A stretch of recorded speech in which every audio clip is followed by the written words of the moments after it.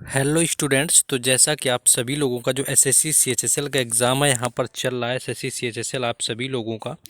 और 3 अगस्त यहाँ पर आज है और 3 अगस्त का जो है फर्स्ट शिफ्ट का एग्ज़ाम हो चुका है समाप्त। तो देखेंगे कि 3 अगस्त को फर्स्ट शिफ्ट को कौन कौन से क्वेश्चन पूछे गए थे एसएससी सीएचएसएल के एग्ज़ाम में और कौन कौन से क्वेश्चन आए हुए थे। बस आप लोगों को वीडियो के लास्ट तक बने रहना है। बाकी लाइक शेयर और सब्सक्राइब भी ज़रूर कर लेना है, क्योंकि हर शिफ्ट का एनालिसिस जो है यहीं पर आपको मिलने वाला है। पहला क्वेश्चन जो आया हुआ था कि पंडित रविशंकर किस वाद्य यंत्र से संबंधित हैं। अगर पंडित रविशंकर की बात करें तो सितार इसका राइट आंसर हो जाएगा, जिससे कि पंडित रविशंकर का संबंध है। पंडित रविशंकर जो है एक भारतीय सितार वादक और संगीतकार रहे हुए हैं। और कल जैसे कि शिव कुमार शर्मा यहाँ पर पूछा गया था, तो शिव कुमार शर्मा का जो संबंध था वो संतूर से था, यानी वाद्य यंत्र से मोस्टली एक क्वेश्चन पूछा जा रहा है।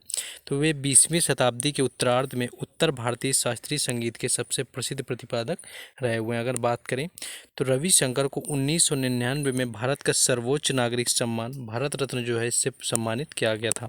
तो अगर इनका भारत रत्न पूछा जाए तो इन्हें 1999 में दिया गया था और 2001 में 2 लोगों को दिया गया था, जिसमें कि बिस्मिल्लाह खान थे, और लता मंगेशकर को 2001 में भारत रत्न दिया गया था। तो इनका जो संबंध है वो सितार से है, यानी कि सितार जो है इसका राइट आंसर हो जाएगा। नेक्स्ट आगे देखेंगे क्वेश्चन को। नेक्स्ट क्वेश्चन पूछा गया था कि कांग्रेस की स्थापना किस वर्ष हुई थी। अगर कांग्रेस की स्थापना की बात कर ली जाए कि किस वर्ष कांग्रेस की स्थापना की गई थी, तो ये पहली चीज़ तो ये 28 दिसंबर 1885 को हुई थी। अगर स्थापना पूछी गई थी तो 28 दिसंबर 1885 इसका राइट आंसर हो जाएगा। कई बार ये पूछा जाता है कि जब इसकी स्थापना हुई थी तो कितने प्रतिनिधि वहाँ पर शामिल हुए थे, तो कुल 72 प्रतिनिधि थे जो कि कांग्रेस की स्थापना में शामिल हुए थे। इसके साथ साथ बात करें तो बम्बई के गोकुल दास तेजपाल संस्कृत महाविद्यालय में हुई थी। इसके संस्थापक महासचिव जो थे ए.ओ. ह्यूम के द्वारा की गई थी। अगर इसकी स्थापना पूछी जाए कि किसके द्वारा की गई थी तो उसकी ए.ओ. ह्यूम को द्वारा की गई थी।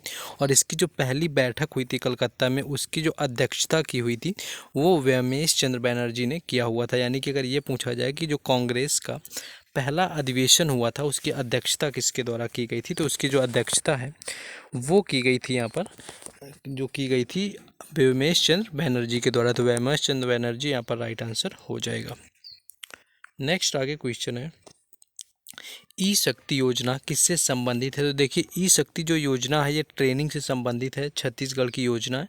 यानी कि वहाँ पर प्रशिक्षण दिया जाता है। इस योजना के तहत क्या है कि सभी महिलाओं को जो है प्रशिक्षित किया जा रहा है फ्री में, यानी कि मुफ्त में प्रशिक्षण प्रदान किया जा रहा है। तो अगर बात करें तो दुर्ग ब्लॉक के 753 समूह को ई शक्ति योजना के अंतर्गत डिजिटलाइज करके प्रतिमाह ऑनलाइन मासिक रिपोर्ट भी ली जा रही है। यानी कि अगर बात करेंगे यहाँ पर तो जो है ई शक्ति योजना के अंतर्गत डिजिटल करके आपका प्रतिमाह जो यहाँ पर ऑनलाइन रिपोर्ट ली जा रही है, जिसके तहत क्या होता है कि समूह में जो भी जुड़ी हुई महिलाएं थी उनकी रुचि के अनुसार अलग अलग निःशुल्क प्रशिक्षण दिया जा रहा है। यानी कि महिलाओं को प्रशिक्षित करने के लिए, यानी कि ट्रेनिंग देने के लिए ई शक्ति योजना शुरू की गई है, जिसके तहत अगर बात करेंगे यहाँ पर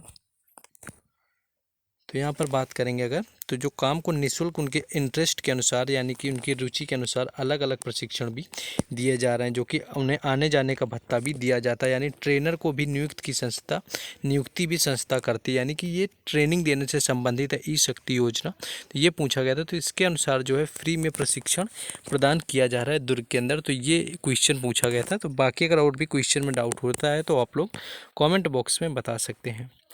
नेक्स्ट क्वेश्चन पूछा गया था कि संविधान का जो अनुच्छेद 22 है, यानी कि आर्टिकल 22 है, इसका संबंध किससे है। तो अगर आर्टिकल 22 की बात करें किसका संबंध किससे है आर्टिकल 22 का, तो यहाँ पर आप देखेंगे कि अगर आर्टिकल 22 की बात तो ये गिरफ्तारी के संरक्षण से इसका संबंध होता है। यानी कि जो संविधान का अनुच्छेद 22 होता है यह मनमाने ढंग से गिरफ्तारी और नज़रबंदी के खिलाफ अधिकार को प्रदान करता है। यानी कि मनमानी यहाँ पर गिरफ्तारी कोई किसी की नहीं कर सकता है, उसे बाकायदा वारंट लाना होता है। अगर इसके अनुसार नहीं है तो जो गिरफ्तारी का जो संरक्षण प्रदान करता है गिरफ्तारी से संबंधित, वो संविधान का अनुच्छेद 22 होता है। तो यहाँ पर संरक्षण से संबंधित क्वेश्चन पूछा गया था, जो कि आपका हो जाएगा।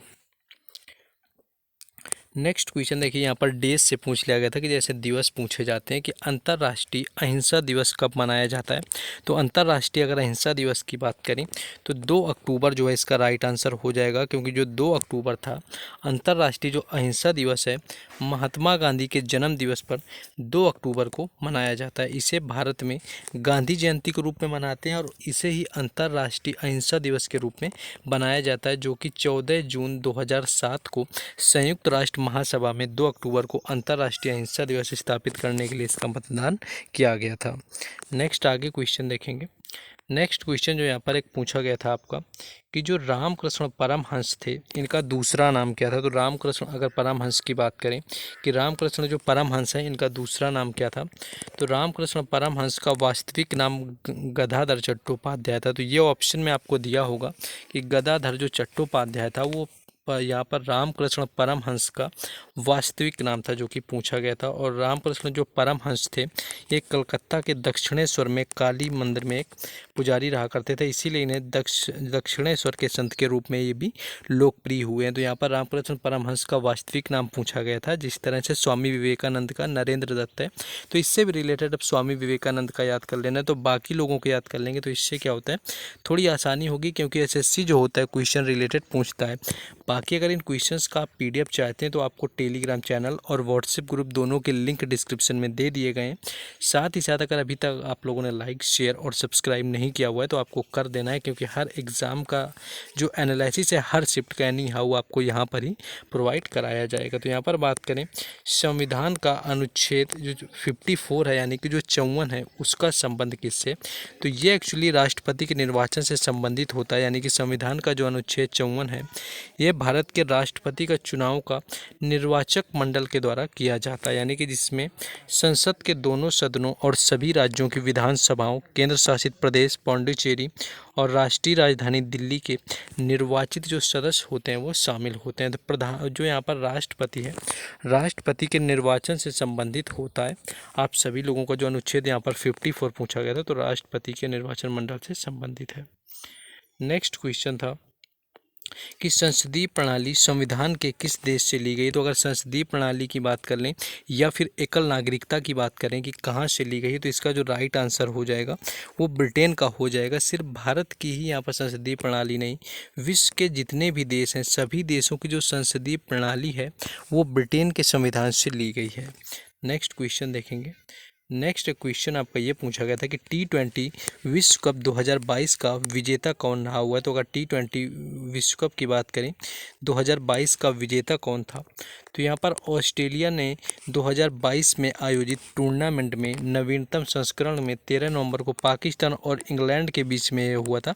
यानी मेज़बान जो है इसका ऑस्ट्रेलिया रहा हुआ था, जिसके मेलबर्न क्रिकेट ग्राउंड में इंग्लैंड और पाकिस्तान का फाइनल मैच खेला गया था T20 विश्व कप 2022 के अंदर, जिसमें कि इंग्लैंड इसका विजेता रहा हुआ था। यानी कि इंग्लैंड ने विजयी होकर ICC पुरुष T20 विश्व कप 2022 का चैंपियन बन गया था। तो इसका जो T20 चैंपियन रहा हुआ था वो यहाँ पर राइट आंसर जो आपका हो जाएगा इंग्लैंड रहा हुआ था, जिसने कि पाकिस्तान को हराया हुआ था। नेक्स्ट आगे क्वेश्चन है, देखिए यहाँ पर क्वेश्चन आपका सेंसस से आज एक देखने को मिल गया जैसा कि बताया। बाकी अगर आपका एग्ज़ाम था और नहीं आया हुआ था तो आप लोग बता सकते हैं, क्योंकि बताया किसी स्टूडेंट नहीं है जिसका एग्ज़ाम था कि 2011 की जनगणना के अनुसार भारत की जो साक्षरता दर है वो कितनी। अगर तो भारत की साक्षरता दर की बात करें तो 2011 की जनगणना के अनुसार देश की साक्षरता दर जो है कुल 75% अप्रॉक्स है, जिसमें कि अगर केवल पुरुषों की बात की जाए तो वो 82% हो जाती है और महिलाओं की 62% अप्रॉक्स हो जाती है। तो 75 यहाँ पर लिखा है, लेकिन मोस्टली कई जगह आपको 74% लिखा मिल जाता है, तो ऑप्शन के अकॉर्डिंग जाना था। तो 74% जो है ये भारत की कुल साक्षरता यहाँ पर रही हुई है। तो कुल साक्षरता यहाँ पर इतनी है आपकी। नेक्स्ट क्वेश्चन है, एक क्वेश्चन आपका यहाँ पर पूछ लिया गया था। देखिए अवंती से पूछा गया था कि जो अवंती था वो किसकी राजधानी थी।